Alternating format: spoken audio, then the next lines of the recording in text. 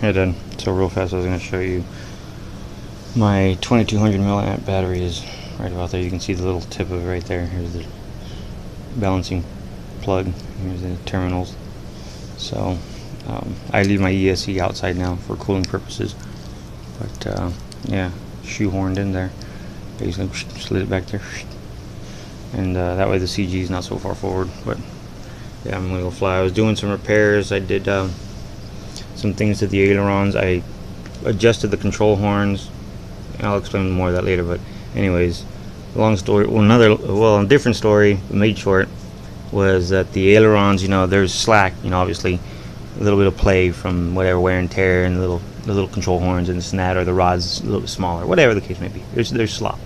So not, I hadn't accounted for that before. So right now what I did is I put a little pressure on the control surface to simulate wind hitting it, what's it really going to be holding.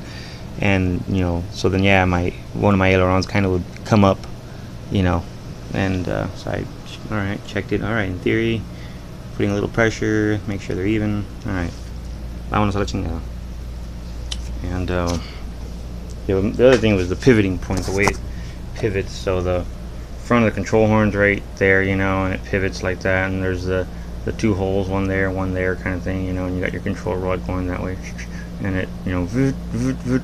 Well, what happened is that at the furthest on my high rates, I was like, what's it buttoned up against? Because you could hear the servo chatter, and I would shave out whatever and this and that. I would go, no, what it is that where that hole is at, it's like kind of in a sense leaning forward, because when it gets to the full, it can't go forward anymore. It just goes down. So the servo, is going to hit up against that.